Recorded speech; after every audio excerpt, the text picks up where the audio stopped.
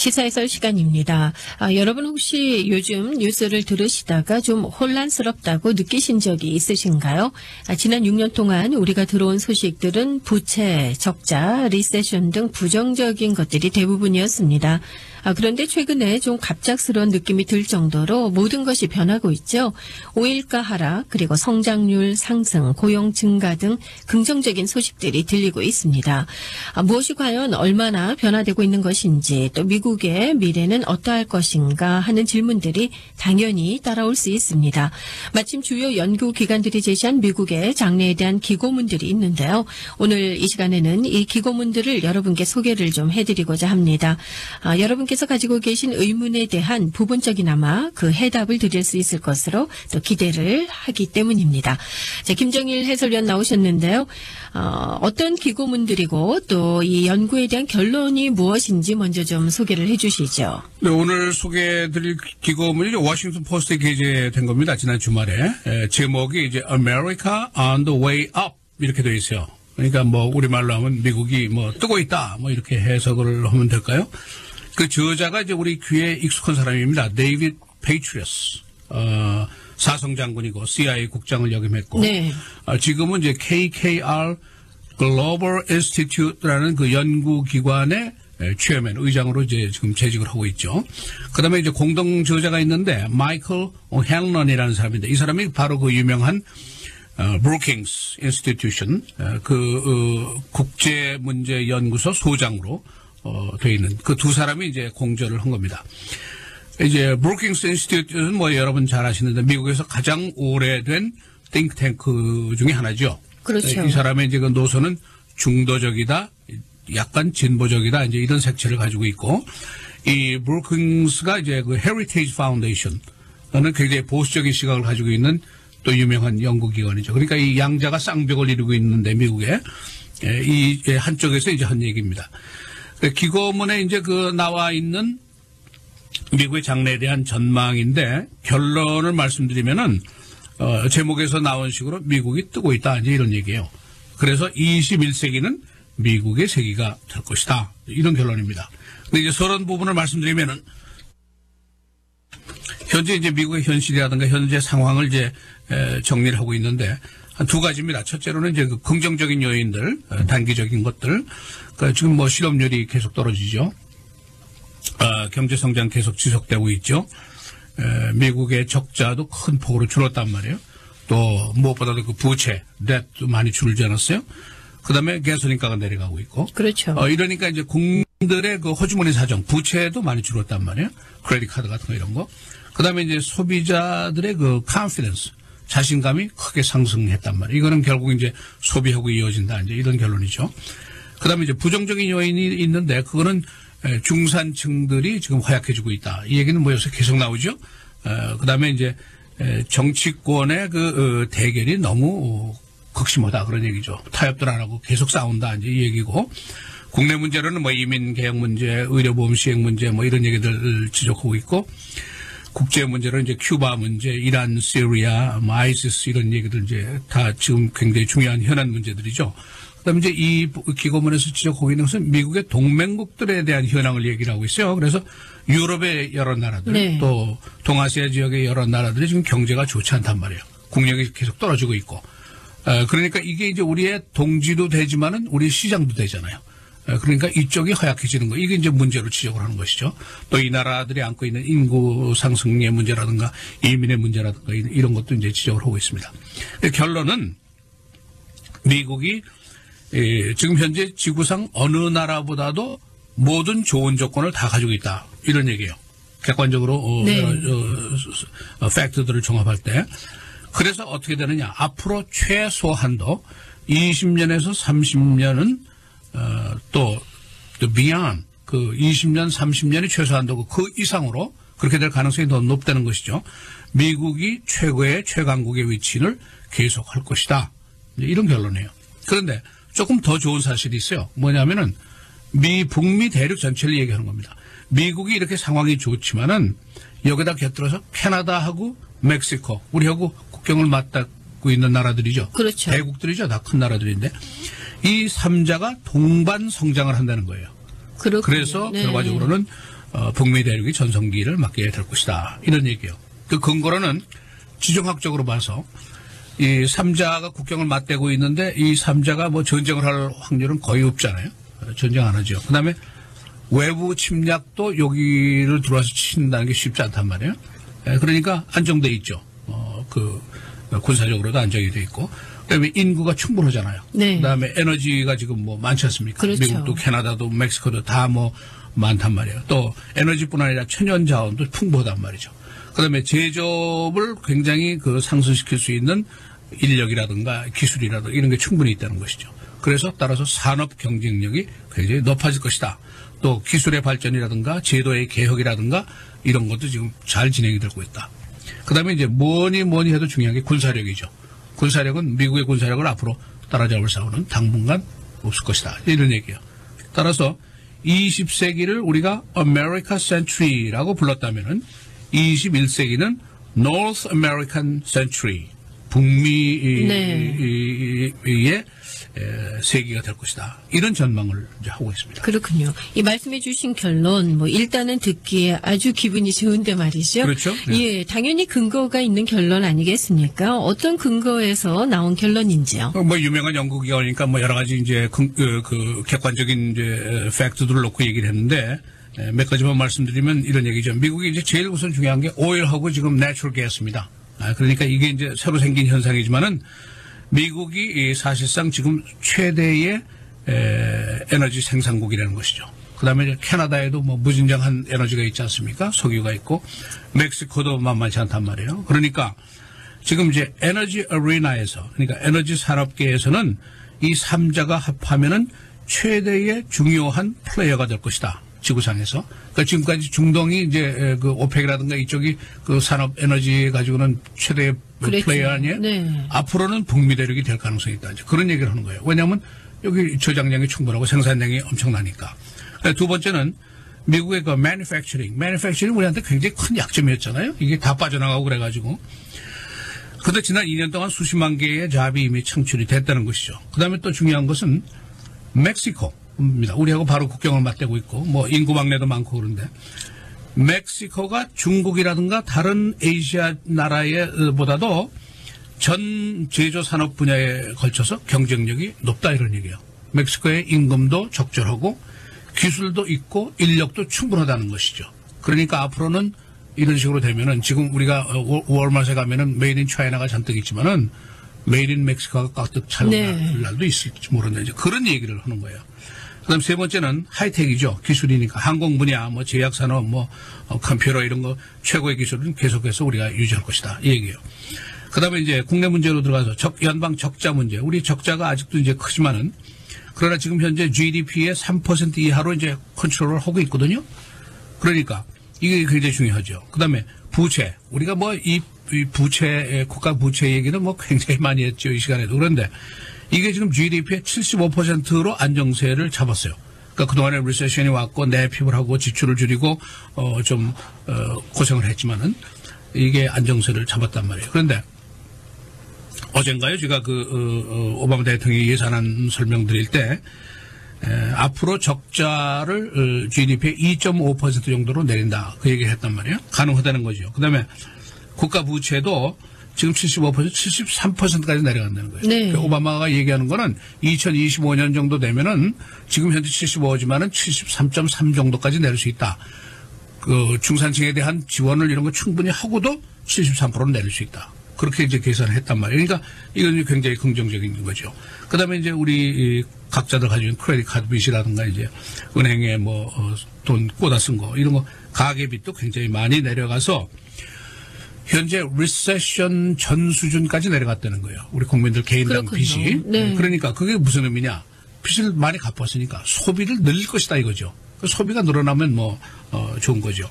그다음에 이제 스몰 비즈니스. 우리 커뮤니티 스몰 비즈니스 많이 있습니다만은 스몰 비즈니스의 컨피던스 인덱스가 9년 만에 최고치예요. 그다음에 소비자 자신감 뭐 이 얘기는 항상 하잖아요. Consumers Confidence Index라는 얘기는 뭐 경제에서 항상 하는데 이게 지금 11년 만에 최고입니다. 그렇습니까? 그러니까 네. 이것도 이제 하나의 팩트로 얘기를 하는 거예요.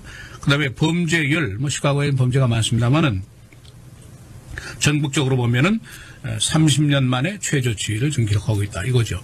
그다음에 이제 데모그래픽 인구 문제 이게 건강하다는 거예요. 미국의 지금 평균으로 인구 성장률이 매년 1% 이상 지속이 되고 있다는 거예요. 그러니까 인구가 줄면 곤란하죠. 안 되죠. 다 고령화되고 그러면 곤란하죠. 이럴 사람이 없으니까. 그리고 이제 인종 갈등이 많이 있지 않습니까? 우리가 주변에서 항상 느끼는 건데 그러나 이것도 러시아라든가 차이나 인디아 이런 데보다는 오히려 나은 상태다. 그런 얘기예요. 그다음에 이제 군사력 아까 말씀드렸습니다. 네. 최강인데 지금 지나간 걸 생각을 해보세요. 이라크 전 애프가니스탄에 동시에 수행하면서 10년을 전쟁을 했지 않았어요? 근데 우리가 끝도 없이 넘겼단 말이에요. 그 다음에 또 한 가지는 국방비에 대한 긴축 정책을 아주 오래간만에 실시했는데 이것도 충분히 극복을 해서 뭐 중국이 무슨 항공모함을 또 만든다 그러는데 우리 항공모함하고는 그 비교가 안 되고 당분간은 비교가 안 된다는 것이죠. 그 다음에 이제 국제 경쟁력인데, 독일과 지금 선두입니다. 그러니까 시장의 사이즈가 있어야 되는, 내수가 있어야 되니까, 우리가 시장 사이즈가 크잖아요. 인구가 많으니까. 그리고 기업 풍토가 좋고, 금융제도도 건실하고, 그렇기 때문에 국제 경쟁력은 충분하다. 그런 얘기고. 그 다음에 이제 GDP 성장이 지금 3% 이상이 계속 몇 분기 동안 이어져 왔단 말이죠. 그러니까 이것도 중요한 것이고. 그래서 지금 이제 화폐 가치라든가 GDP에 대한 그 계산법이 뭐 여러 가지가 많이 있죠. 근데 이걸 순화폐 가치 또는 무슨 절대 GDP 계산법 뭐 이런 거로 하면은 중국이 지금 미국의 GDP를 금방 따라잡을 것이라는 얘기가 나왔지만은 순수한 계산을 하게 되면은 중국이 지금 미국의 GDP의 절반을 조금 넘어섰을 정도가 아니겠느냐 그렇게 보고 있어요. 그렇군요. 따라서 네. 당분간 미국을 추월한다는 거는 어려운 일이고 아마 영원히 추월하지 못할지도 모른다. 그런 결론을 내고 있습니다. 예, 말씀해 주신 여러 가지 근거들, 상황이 참 좋은 것으로 이렇게 맞물려 있구나라는 그런 생각이 드는데요. 이 많은 전문가들이 중국의 부상과 또 미국의 추월 가능성을 그럼에도 불구하고 언급하지 않았습니까? 근본적인 비교 기준의 잣대는 무엇이었나요? 그 중국과 비교한 사람들은 뭐 많죠. 그렇죠. 네. 21세기 시작하면서도 많이 있었고 한국에서도 얘기 많이 했어요. 그러면서 이제 많은 사람들이 21세기는 중국의 세계가 될 것이다. GDP도 미국을 능가할 것이다. 군사력도 중국이 미국을 넘어설 것이다. 이제 이런 얘기를 많이 했단 말이에요. 근데 이 보고서에 브루킹스 보고서에는 천만의 말씀이 없이다. 그런 얘기 한마디로 얘기하면은 중국의 지금 정치제도, 경제제도 이 구조 모델을 가지고는 슈퍼 파워가 될 수 있는 기준을 가지고 있지 않다 이런 얘기예요.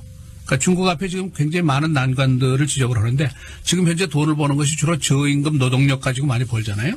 이걸 이제 고가치 상품이라든가 서비스 경제로 전환을 한다는 거는 굉장히 큰 전환의 변화를 가져와야지 이게 함부로 그냥 쉽게 되는 게 아니라는 것이죠.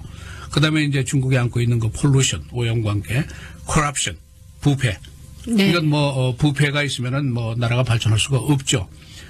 이건 이제 금방 고쳐지지 않는단 말이에요. 그 다음에 이제 국가가 지금 이제 기업들을 보유하고 있고 국가가 매니지먼트를 하고 있는데 이게 이제 한계라는 것이죠.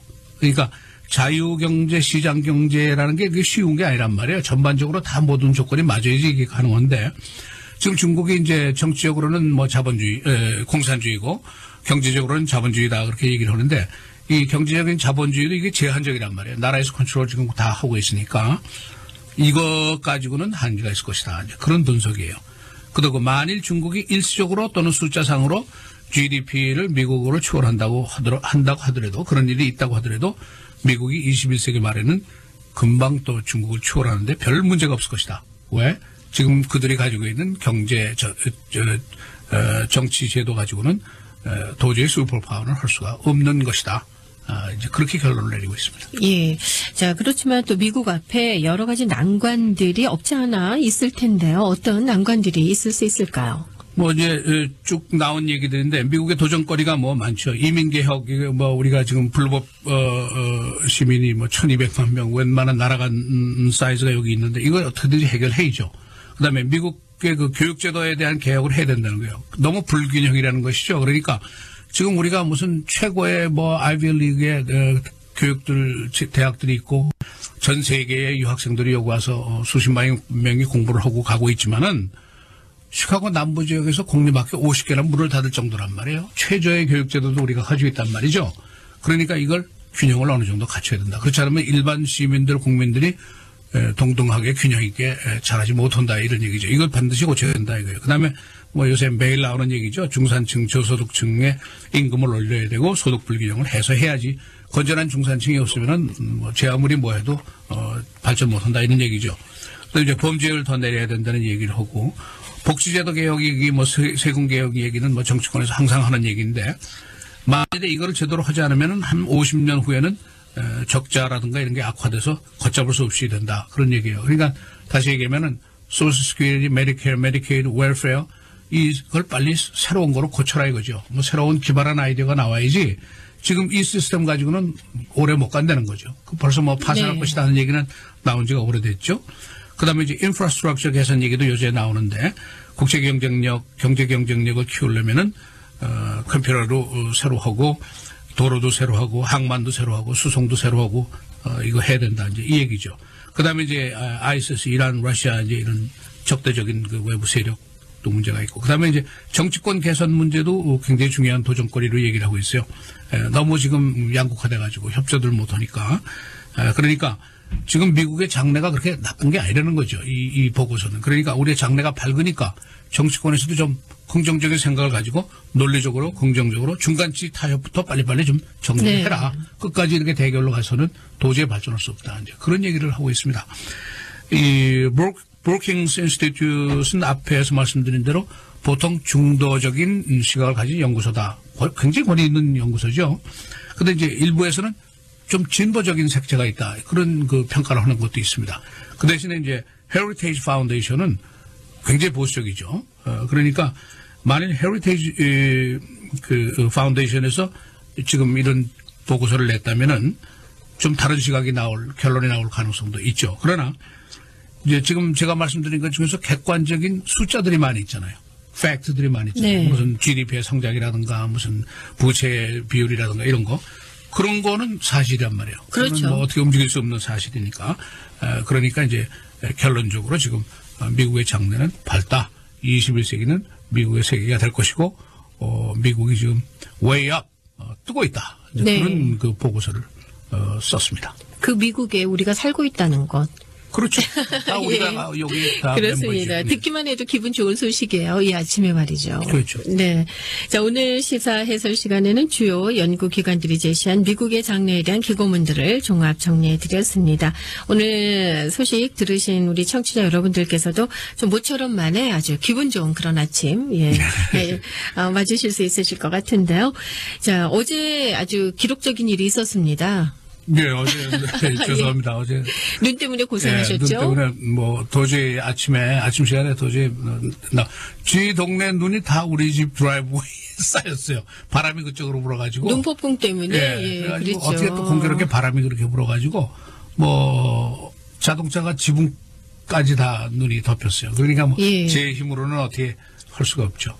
그 2011년으로 제가 기억이 되는데 그때 시카고에 기록적인 폭설이 있지 않았습니까? 사실 그때 아무도 출근을 못했어요. 네.